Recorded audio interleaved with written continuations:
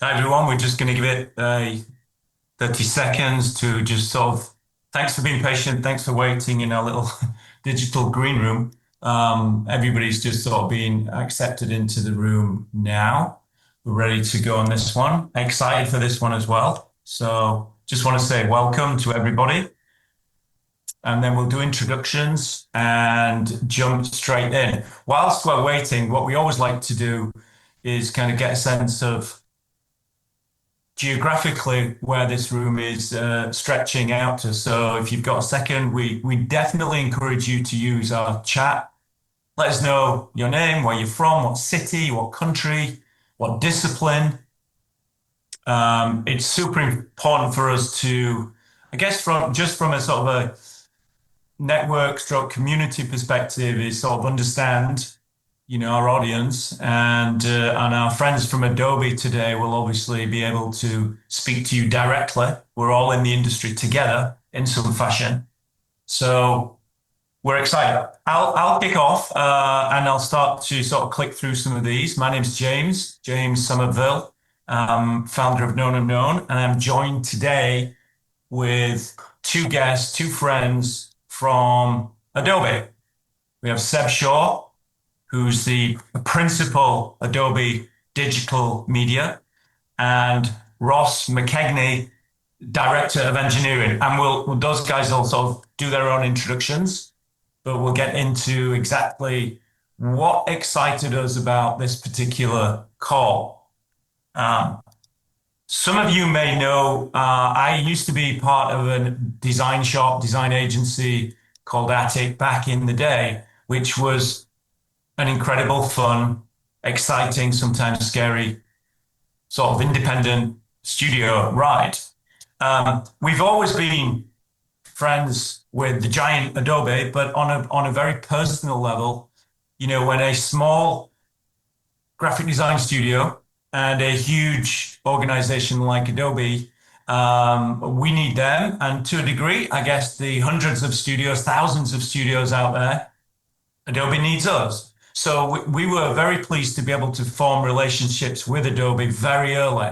And I'm talking like when Photoshop, was 1.0.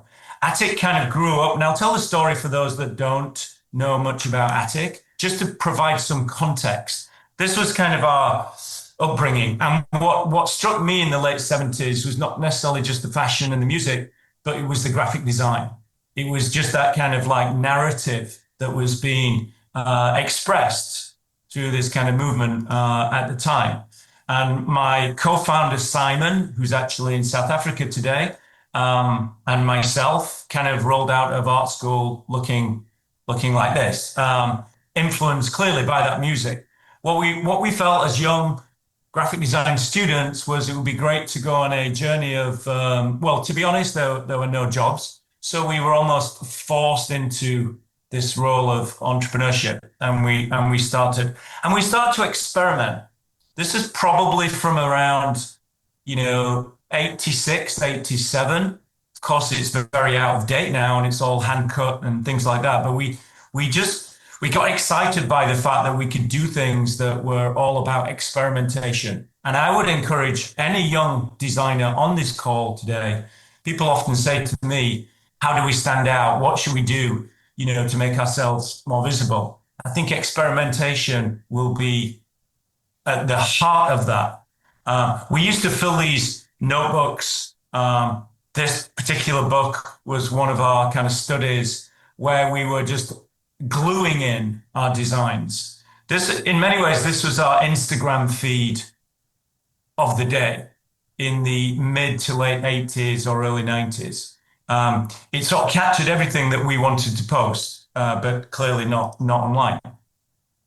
Around 95, we decided in order to get noticed, we wanted to sort of kind of create a magazine. It started life as a magazine and just allow our designers to express themselves away from our clients. I have to say, some of our clients were fairly conservative at that time. So this gave us an opportunity to just in many ways kind of let our hair down, if I had hair back then, let the hair down and graphically just do things that maybe our clients at the time. And I'm sort of jumping between various books that we ended up producing. So the magazine evolved to these kind of like publications that were all about this experimentation. It was important for us as a young studio to give permission to our designers on our team to push the technology at the time. And it was unknown territory for us. Photoshop 1, Photoshop 2, you know, the very early days of Illustrator. And we did not know. There was a level of naivety, which we also enjoyed. So this is all from maybe the mid 90s, this work that we're looking at the moment, heavily layered, as you can see. You know, we just got like blown away by the fact that the latest Photoshop at that time could provide us with this power, this kind of visual power. It also helped us move as a business, you know, it kind of was a big calling card for us at the time. And we didn't realize kind of at that time, maybe we were sort of early digital artists or experimenting and doing things that maybe we just felt would be interesting and useful for us as a team to express ourselves aside from our client work. So it was all print and it was all on paper. So although we call it digital, it was very much produced, you know, in a traditional manner, quite honestly. Then some publications started to reach out to us and other kind of clients. And this was for Wired magazine, I think like a 4-page pullout. So we had great fun. And I'm just providing this as context to what we're about to talk about from work that is 25, 30 years old on some of these pages and how that could evolve, not necessarily to replicate the work, but certainly to sort of take some of these pages and sort of turn them into the sort of pixels of some description through the power of AI. Now, we're all talking about AI in some capacity every day. I want to introduce, you know, Seb, good friend of mine. I've known Seb for a couple of decades, you know, through ATTIK and Coca-Cola days. And he's a long-standing kind of employee and principal at Adobe. So I'm going to stop sharing. I'm going to hand over to Seb, who's going to now take the conversation now into a little bit more around what they're thinking. And if you were at Max last week, great, maybe you saw that, but maybe what Adobe are thinking at a high level, and then we'll bring Ross in to try and blend the two together. That work from the 90s and this direction that Adobe are taking today to see whether purely experimental, live in many ways, and to see what might happen. So I'll stop sharing and I'm going to hand over to Seb. Seb Shaw, take it away. Hey, thanks, James. Hi, everybody. I can see a few faces at the top, but it's great to be in a community setting and have an opportunity to just connect and chat.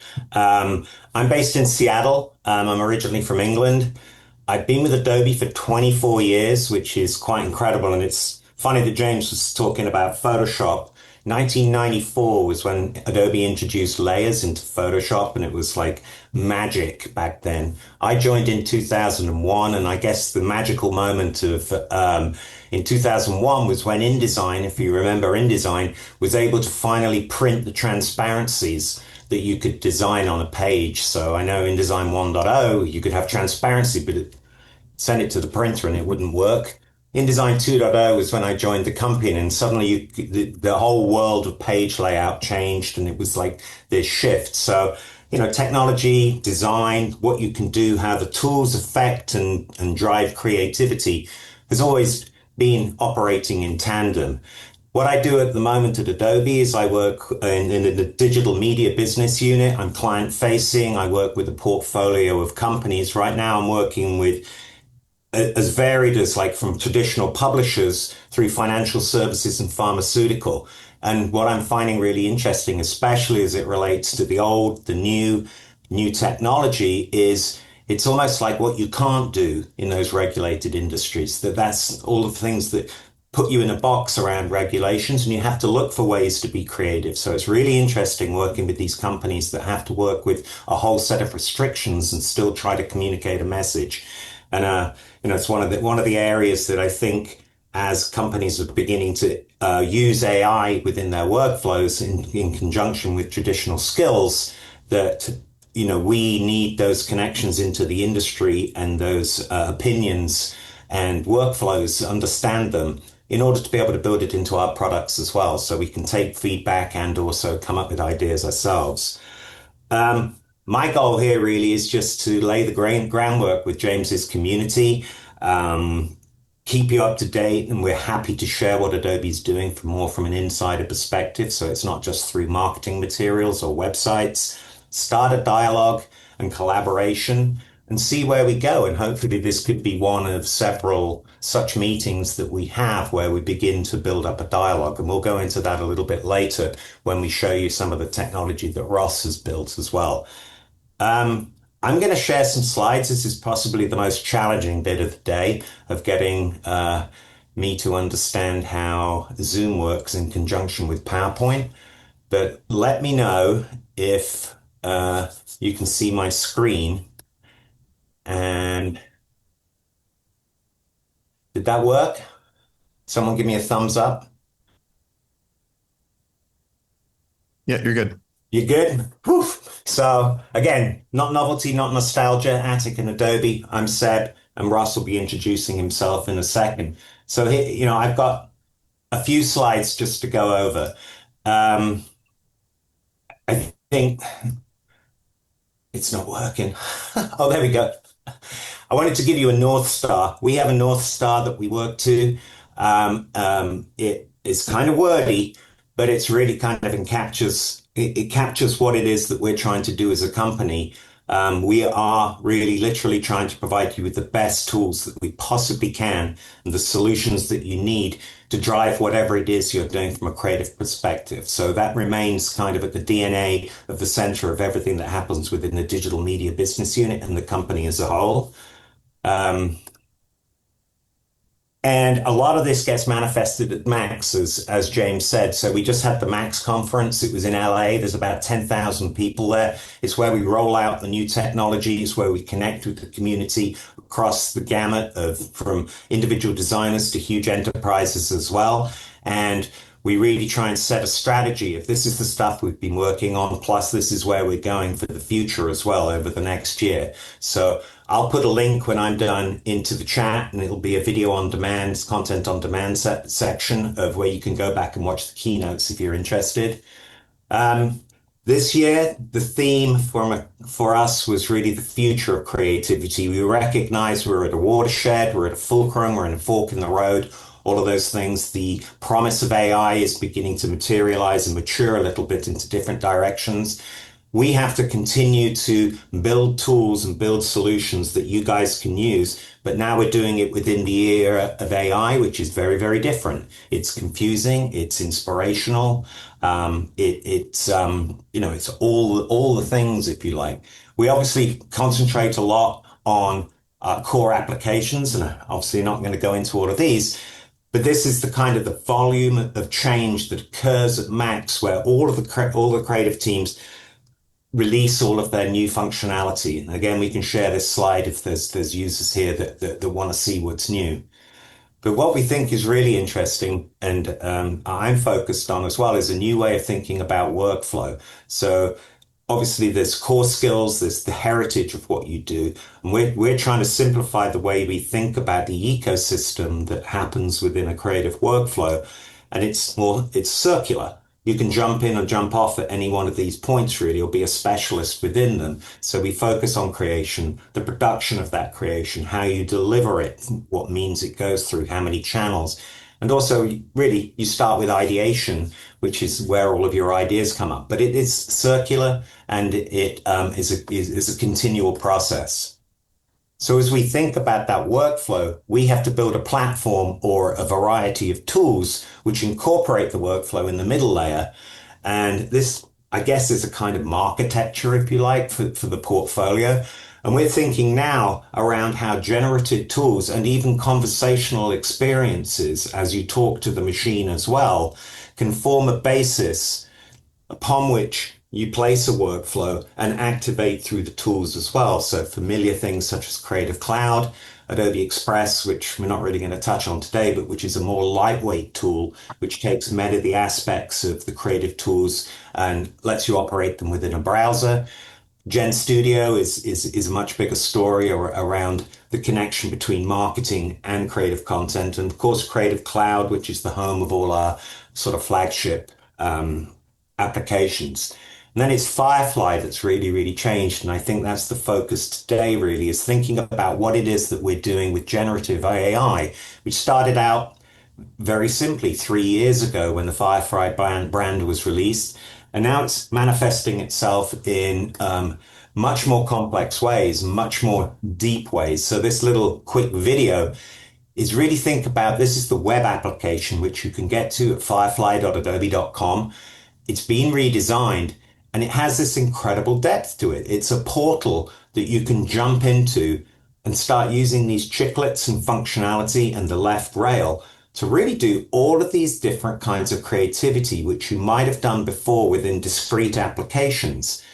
And it's it's so simple and it's so deep as well. And we're trying to design it so it is approachable and accessible. And you can jump in, you can jump out. It connects to the other applications. So you can really use it as an adjunct to how you work within your core design workflow.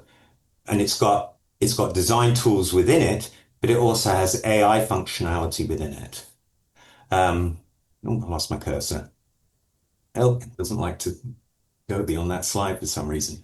So then within that, we have the Firefly models, the family of Firefly models. They're all commercially safe. They're built with our own content. Again, we're iteratively building across mediums so that you guys have a Firefly, an Adobe model that's built for a different medium, whether it's sound, soundtracks, images. You can see 2 years ago, there were maybe two things on this slide. And now we're just iteratively building out more and more functionality. Okay. And then the real change, which was heavily announced at Max, but has been happening for a while now, is this notion of partnership. So it's not just about Adobe's models at all. You go into Firefly and we've built these relationships and partnerships with all of these other companies. Like there's Nano Bananas in there. You don't, the idea being that you can come into this portal and you can do your design work and you're not restricted to just using our models. You can use any of these models and then they're going to connect to the tools that you want to do. So it becomes this kind of station on the way where we're going to aggregate and make it easy to access all of this technology. So that's, and that's something that is an ever growing and ever increasing ecosystem within the AI world. So I've, that's kind of what I wanted to present today. I know that was kind of a whistle stop tour around what it is that we're doing, but hopefully it gives you a basis of how Adobe's thinking about the technology that's prevalent today, powered by AI, ensuring that we continue to make the pixel perfect tools that you need if you're going to be using Photoshop, vectors in Illustrator, taking all of those fundamental design skills, but putting it into a new toy box, if you like, with which you can go and play. And one of the tools that, I'm going to stop sharing. One of the tools that we're really excited about is one that my colleague here, Ross, is going to talk about and show, which is Adobe Boards, which is, to me, it's like a crucible of where you can go to do all of your ideation and just play. It's like this limitless playground for you guys to play in collaboratively. And again, we'll be dropping a link into the chat to the board that we're showing that you'll be able to access post webinar. And we'd love to see what it is that you do to create on that board. And we can come back and look at it retroactively and see if it's inspired you to get involved. So with that, I'm going to turn it over to Ross. Great. Thanks, Ed. Thanks, James. Thanks all for having us. Appreciate you taking the time to come and join. Um, I know there's, I think, 66 people on the call, so this isn't like us all being in one room, but I would like for this to be interactive as much as we can.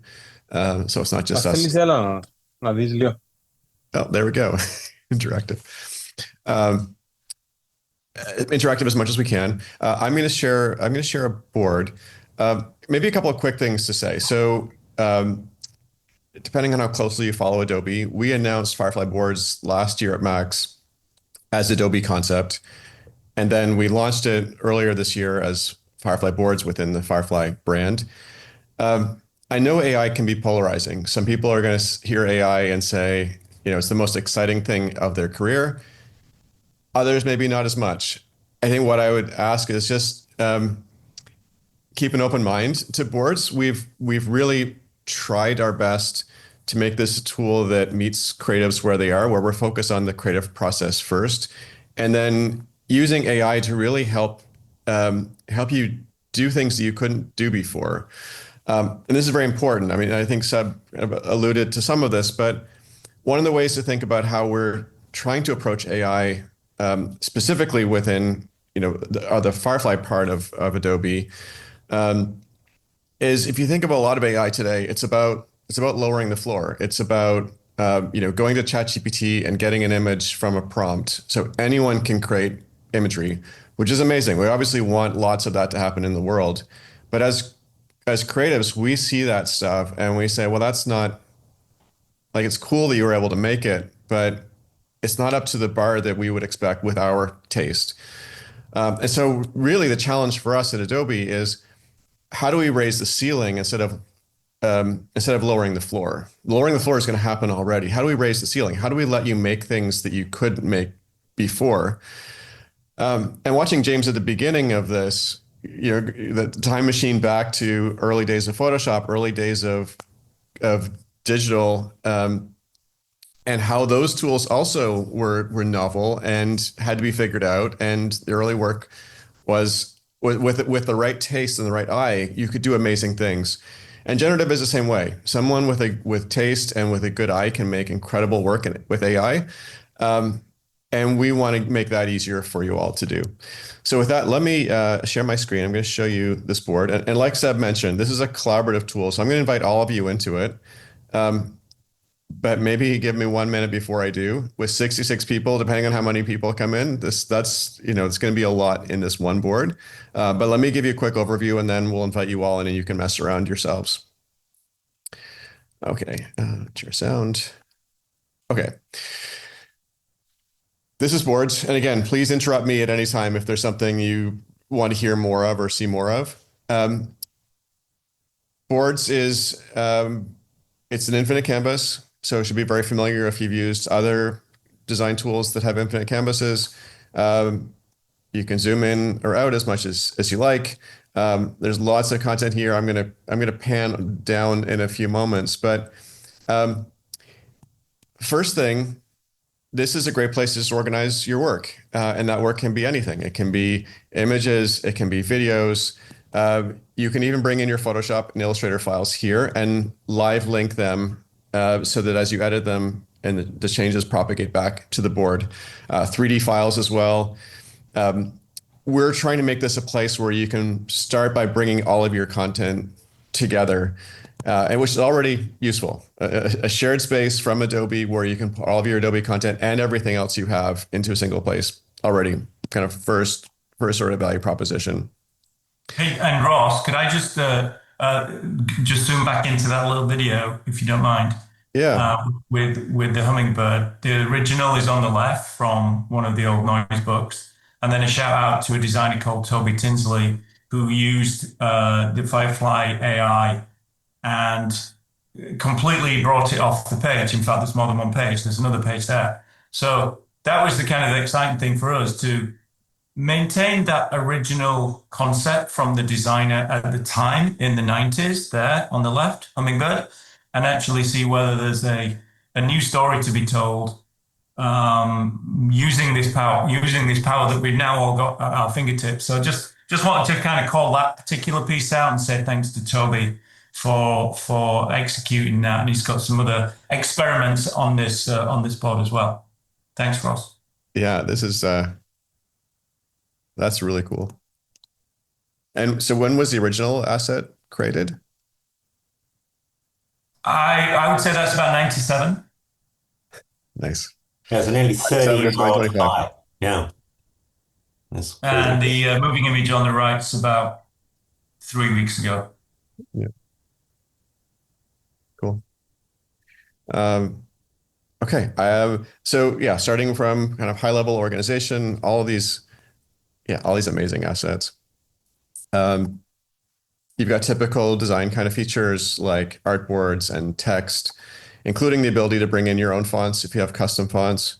Again, so trying to make this a collaborative tool, but also the kind of tool the designer would use that respects the kind of things you all need. And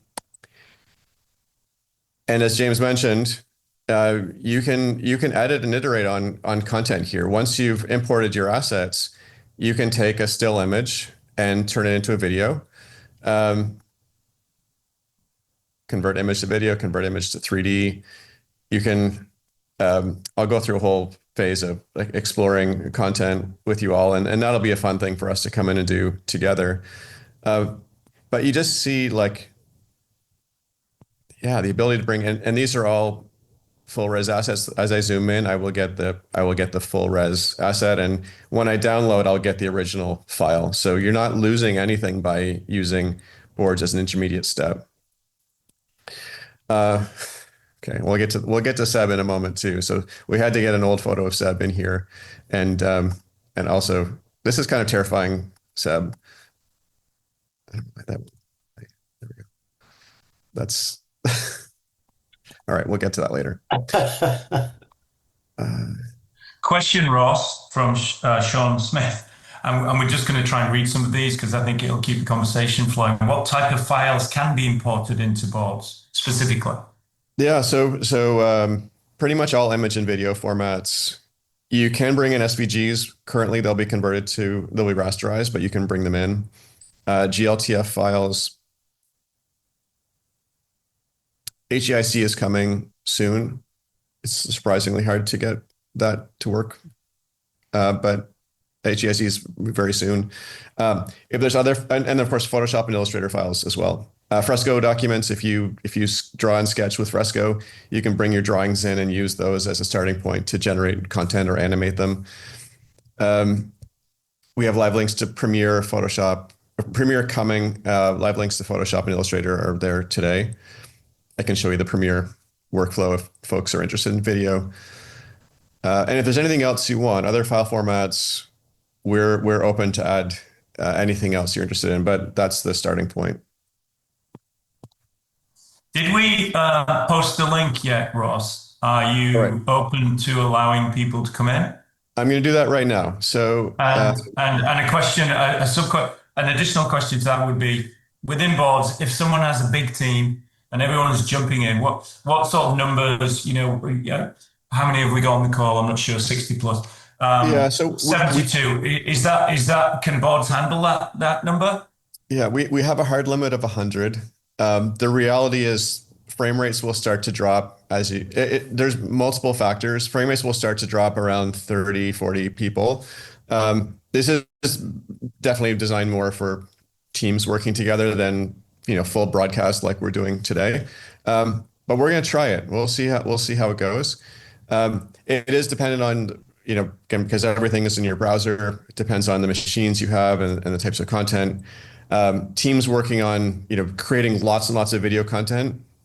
We can, you might get fewer people, but generally around 30 people is fine. Okay, you want me to share the link, or did someone share? Seb, maybe you can share the link. I see people coming in. I see people floating around, so that link must have been shared. I would add, from an ATTIK noise perspective, our thought idea, because we're considering now noise 6. We did 5 publications, the last one being almost 15, 20 years ago. Noise 6, rather than the previous noise books were all designed by our employees. Simon and I are, really excited by the thought that Noise 6 could be designed by community. So it's really not an ATTIK production, but it's the spirit of that. These particular images were done by a designer, Toby, did these as well. Just sort of like, taking the DNA in many ways of those 90s kind of heavily layered images and placing his own DNA, his own spin on it. So we're excited by the fact that, this could be a shared kind of publication, the next production. So this board is not just for today's call, it's a live board. People can come in, drop in, do something there, place it on there, and maybe in this infinity sense, it grows and grows. That's amazing. Just as people come in, let me give you a couple of tips of things to do. So we've talked about organizing your content. We've talked about the stuff you can bring in. Now, what can you do with it? How can you actually kind of explore and iterate? James already showed the example of taking an image and animating it to video. I can show that as well. But you can also do things like if you're just trying to get ideas of, you have some inspirational content, you're trying to get ideas where to go. You can do things like selecting an image and varying it by getting more like this, more with the same style or more with the same subject. And you'll find that as you do that, you'll get a bunch of stuff that's really weird. Some of it is good, some of it's terrible, but it kind of sparks some ideas in different directions.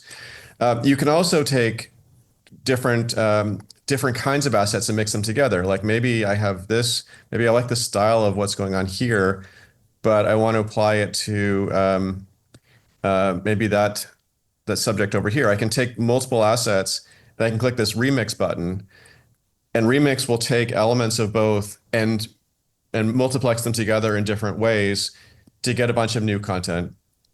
And these are kind of just quick, rapid fire ways to just start to get ideas out on the canvas. If you want to be a little bit more precise, you can use our eyedropper tool.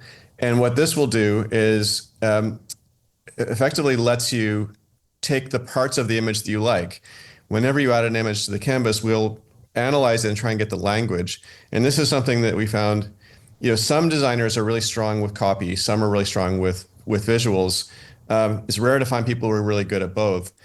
And if you're a visual person, being able to say, well, I don't know the words for what I like about that image, but I like that image.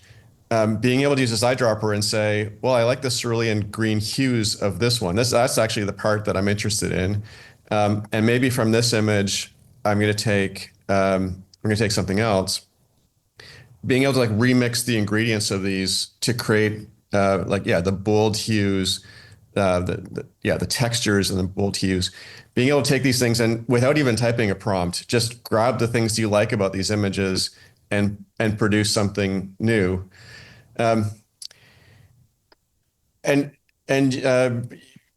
Just a way to start to explore different possible directions and get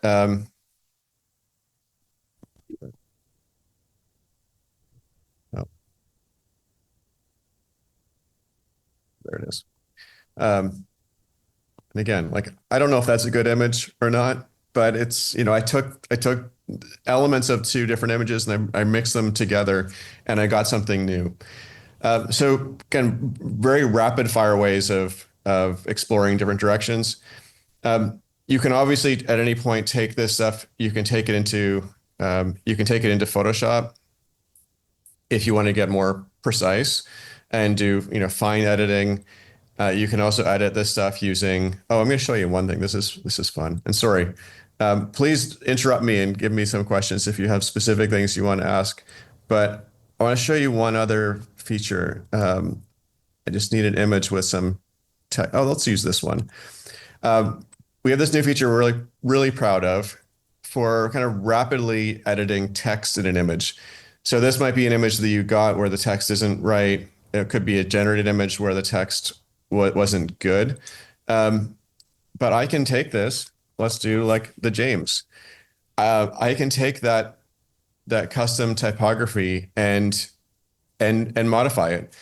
And this is probably not going to be your finished asset, but if it's client pitch and you just got something that you want a quick yes or no, is this the right direction? This is just really trying to, there you go. really trying to make it easy to kind of quickly explore different possible directions and get those quick yeses or nos um, to sell your idea. So I'm going to pause. How are people like, what's going on the board? What are you guys doing? Is it working for you? Questions, comments, feedback? There's a few questions coming through, for sure. It's great to see people just kind of darting around, playing around. Um, I would also, as we're filtering through those questions, if anyone's having a play, please tag your work with your name so we can thank you and find you afterwards. Otherwise, once we all quit this board, we won't know who's done what. So that would be a great way of just, placing your name against your experiments would be great. But, one question, you've mentioned 3D earlier, Ross. Is it possible to kind of extrude an image and kind of, to what degree can that three-dimensional work sort of with when something is so heavily layered like this? Is that Yeah, something you could demo? right. So we're early days in 3D. So we're kind of thinking of 3D for a few things. We're not necessarily thinking of 3D for 3D's sake. So you can generate 3D assets in here. We're not thinking of this as a tool to make 3D assets to take into a game engine. We're thinking of 3D as a control vehicle. If you think about what generative effectively is it's a new kind of camera that lets you shoot photos or video in latent space in this kind of exploratory world.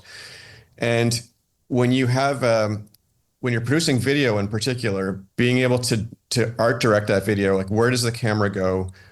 How do people move? How do objects move? So thinking about 3D as a kind of a guide or a control. And so the very first thing that we have in boards is the ability to take a 2D image and turn it into 3D. And I'm going to try it here. We'll see if it works. I'm going to try and turn this blimp into, and I'm probably not going to be able to because I can't get rid of this person. Well, let me try it. So what we currently have is the ability to turn an object into 3D and then reposition it and use that as a guide to feed into an image model. Soon we'll be able to take full scenes and turn a full scene into Gaussian splat. If you've seen Gaussian splat technology, which is it's like an interactive photo. We're working on that technology next. But what we have today is the ability to take an image like this one and turn it into a 3D object. And then what I can do with that is I can place, oh, okay, for some reason that violated our guidelines. I have no idea why, but let me see if I can find another image. Maybe this robot.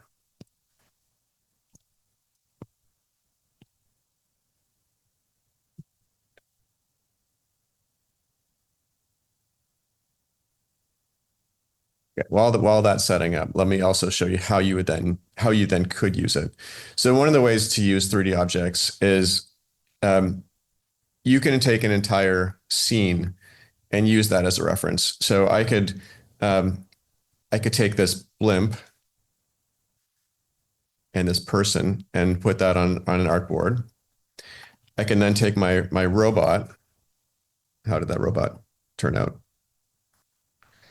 The danger of live demos, especially by a non-artist. So I can take this robot head. I'm going to put this robot head on this person.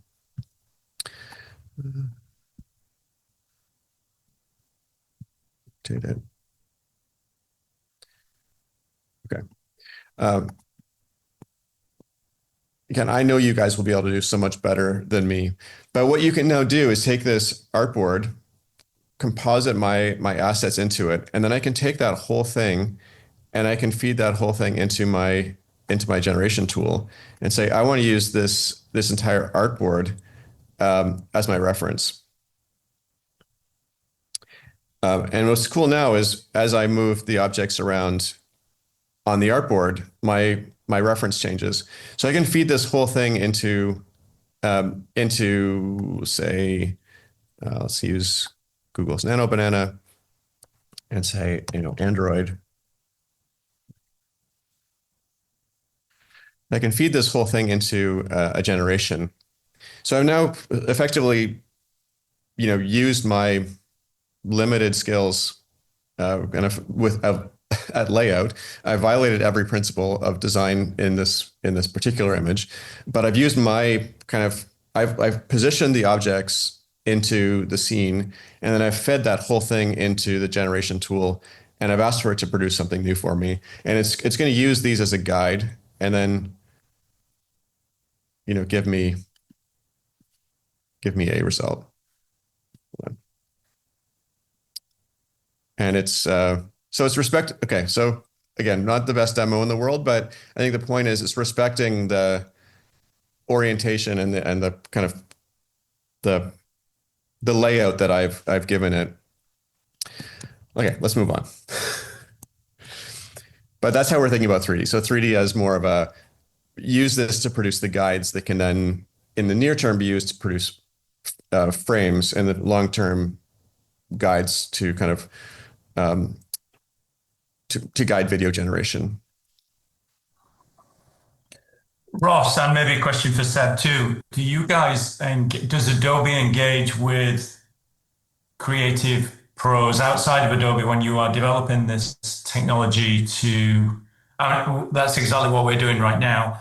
But, you mentioned earlier, Seb, about we want to create the best tools, which Adobe has always done. And in order to keep those tools advancing, to connect with the creative community in order to understand what they need and play that back or build that, engineer that back into your new tools. Absolutely. We do. Obviously, there's paperwork around NDAs for making sure that there's a level of trust around if we show you something new that hasn't made it to market yet, but we want to get your feedback. We can set up a process to do that. That's what we do with, we have such a large customer base. Quite often we gravitate towards customers that we already have that have a good relationship, so we can do those one-on-ones. But that's part and parcel of doing why we're doing this, is to meet new people as well. So how we'd aggregate or get people into beta programs, we'd have to kind of discuss. But from the way that I work, I think the way Ross works as well. Yeah, there's we want to find people who are both passionate and opinionated, because we don't want to, we want to hear what works and what doesn't work. So Ross, a couple of questions coming in from Michael Seymour, Derek Jones, all about maybe exporting the work. If you sort of double clicking, does it open Photoshop, for example, on desktop or a browser or locally on your desktop? That was one. And I guess an extension of that, when exporting a generated file into Photoshop, does it contain or retain the image layers? So a couple of questions there that are sort of related, but just this idea of, back and forth between Photoshop and boards. Great. This maybe really quick on the last question. So we do tons of customer interviews on boards. If you all have feedback or comments, 100% reach out. We also engage with a lot of artists and pay a lot of artists for their help, both creating template content, for doing customer interviews, et cetera. So if you're interested in any of that, feel free to reach out to well, I think for boards, reach out to me. And as an example, so if you go to the board's homepage, we have some sample templates that have been done in conjunction with our community members. This one was with Sam Finn. It's a video product. So he built a whole workflow to show how he goes about making a generative film in board. So his storyboarding workflow, his treatment workflow. So he has this amazing template that all of you can take and use that we've paid him to help to build for us, and then making it available to you all. So we do a number of different projects. And then if you're in the Bay Area, I'm in San Francisco, we have people into the office, creatives into the office all the time. Okay, so that's that one. And then So you can take any image from boards and you can send it to Photoshop. So send to Photoshop. When you send to Photoshop today, that's going to go to Photoshop Web. You can then take that, now that it's in Photoshop format, you can take it and bring it into Photoshop Desktop, but it does go to Photoshop Web first. That's a current limitation of the API that we have from Photoshop team today. That said, and I know this is a little bit, yeah, it's a little bit complicated. But if you have your own image already in the Adobe Cloud, you can bring that in, and when you bring that in, when it's already a Photoshop file on your board, whether it's uploaded or whether it comes from the cloud, a Photoshop file that's already something's already a Photoshop file. When you open that, it will open to desktop Photoshop if you have desktop installed. And when you change it, and I know you won't see it if I change it here, but when you change it and you come back to boards, you'll get a little notification saying, hey, this file has changed. Do you want to refresh it here? And again, we're giving you the control to decide whether you want your changes to automatically propagate to your board or when you want them to be applied. But the point being that you make your changes, you come back and you accept the changes and they propagate to everybody who's collaborated on this board. So it's very long way to say, if it's already a Photoshop file, it's really, really seamless. If it's starting from a bitmap in boards, it's a little bit convoluted today, but we're fixing that. It'll be better. Same thing with Illustrator. Illustrator works exactly the same way. Your Illustrator files, if you bring them into boards, you can live link them directly to the desktop app and back. And then Premiere is a little bit different because there is no concept of a cloud Premiere file. And Premiere is a little bit different also in the sense that your board is almost like your studio with all of your assets. And the way we're doing our Premiere integration, you can effectively have a boards window open and Premiere open and push content from boards into your Premiere bin. It's super cool. I can share that demo if folks are interested in Premiere. That's coming later this year or maybe January, whenever the next Premiere desktop release goes out. But yeah, we're really deeply thinking about how to make workflows with all of our flagships as good as possible. I know there's a layer question as well. Layers will be fixed. Layers will be supported at the same time that we fix the converting from boards into a Photoshop file into desktop. Today it's single bitmap at a time to convert.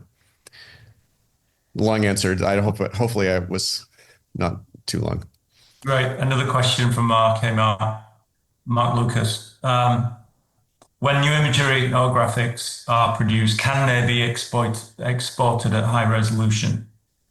Great question. Yes. So typically generated content is fairly low resolution, but we have an upscaler that we've just added to boards. So you can upscale to 10K, 1K or 4K. And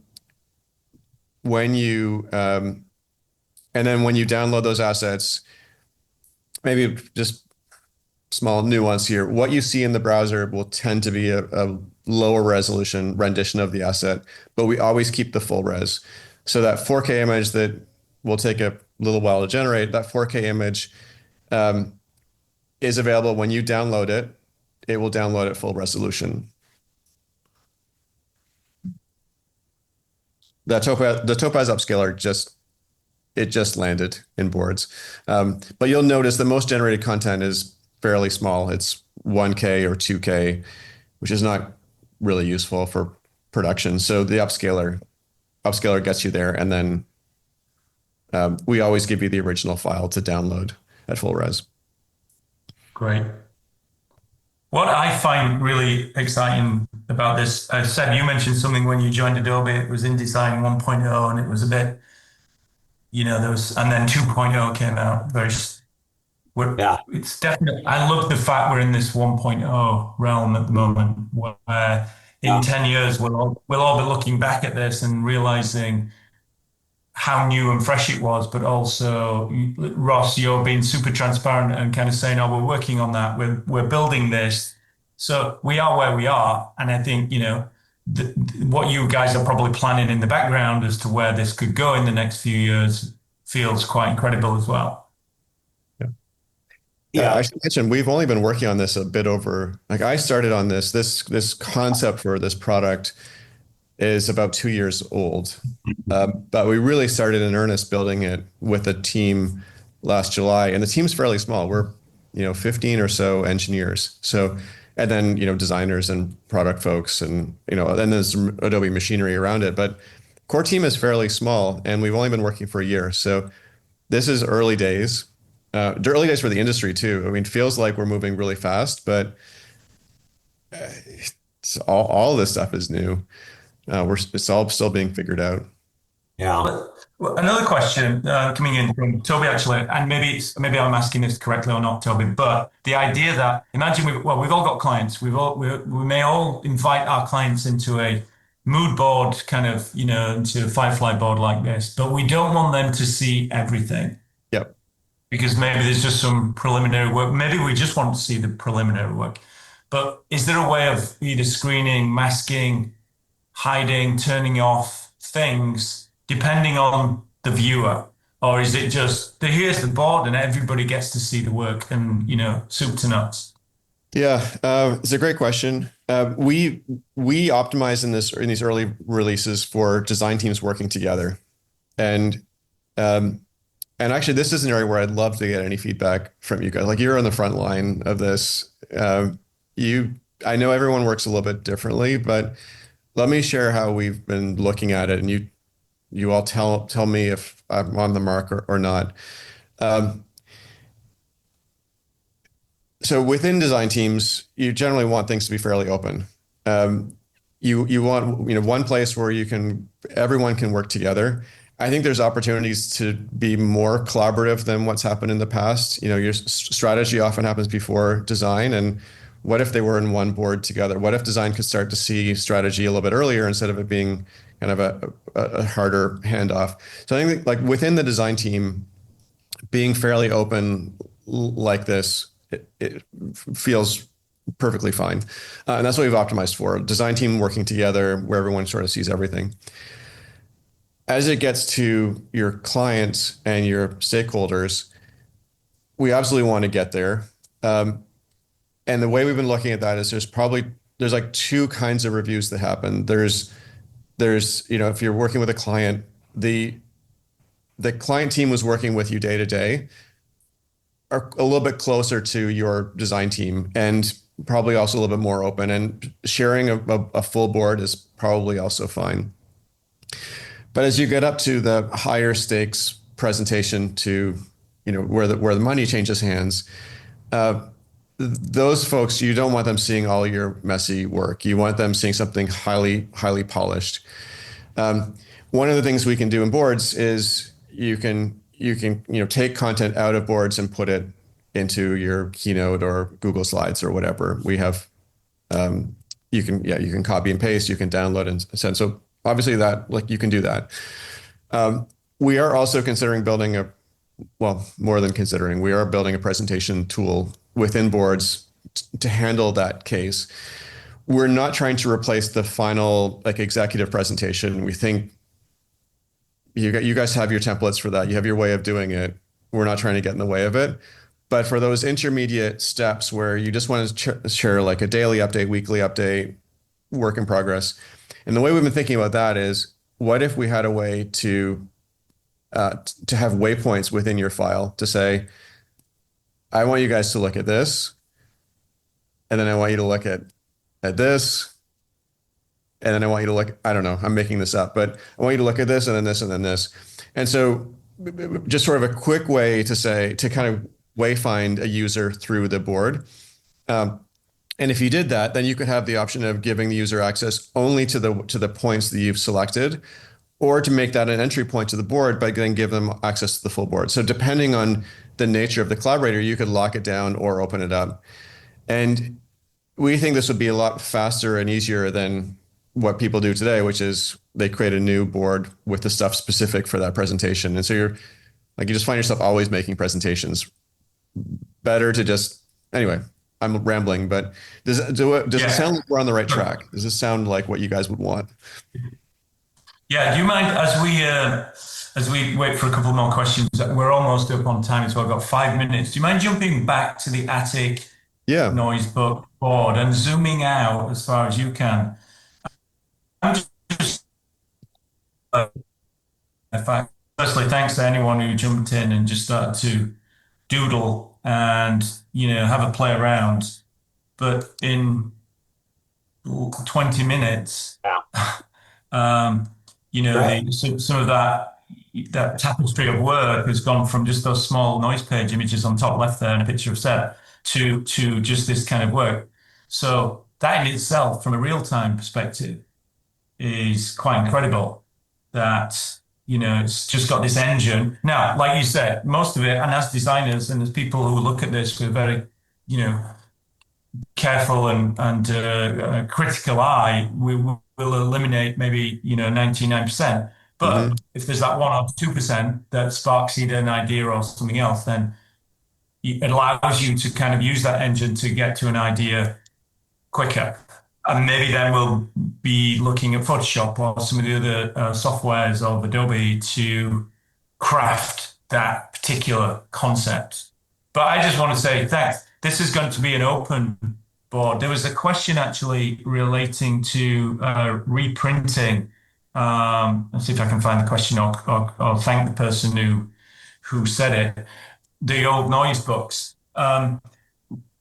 TBD, if there's a printer on the call who's interested, then we could definitely talk to them. But what we thought was Noise 6 really is the way that we'd like to take it. And this could be the birth of the future pages of Noise 6 and how we can actually kind of create that in a truly collaborative manner. So yes, we could reprint the old books, definitely, but we're not necessarily want to go down memory lane for that reason.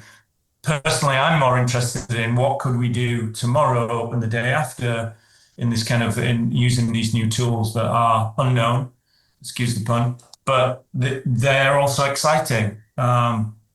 Seb or Ross, do you have any kind of final words? I'm just conscious we're going to hit the hour mark, and I just had a couple of things to say to wrap up, but any more thoughts on before we do that, before we do that wrap, Seb Yeah. or Ross? Yeah, I have one. As we talked about James, excuse me, when we were brainstorming about just even doing this, it's the notion of making it persistent. It's like let's not just do one and done and everybody goes away. If there's a way for us to start building community and that community can build around having a shared collaborative space, well, why don't we have a shared community around people playing on them? So we haven't quite worked out how to do that with capturing this audience. But if we could do another session and people come back with perspectives and we could show you what has been innovated and added, it could be like this session number 2. And it just that would be if that makes sense, that's kind of would be one of my goals is like build a community, keep it persistent, make it collaborative, have two-way conversations. That's great. Well, Seb, thank you. Thanks for making this happen. From the kind of ivory tower of Adobe, or your bedroom like me. Ross, thanks for taking the time out to join us and just kind of give us this almost very intimate one-on-one tutorial of emerging technology that is still in the kitchen, right? And which is the exciting part as well. So thanks to you guys. From our side, from Known Unknown, as Seb has just alluded to, this could be infinite, not just in terms of one canvas. We could have a typography, we could have a kind of a photographic, an icon. We could create these multiple boards where people just jump in and out at their leisure and ideate together. This just happened to be around the noise images from the 90s, but those topics in themselves are infinite. Mm. So thanks everyone around the world, wherever you are, morning, lunchtime, rolling into the evening. We really do appreciate your support within this we're trying to bring a very interesting topic every month, and this certainly delivered this month. So I appreciate taking your time out. You're all very busy, and we'll see you in some social media presence somewhere, but hopefully in a month's time, maybe before the holiday or in January, we'll see you again on another call like this. So thanks to everyone. We're going to close the room down. Yeah. Thanks, folks. Everything James just Thanks, said. everyone. Pleasure.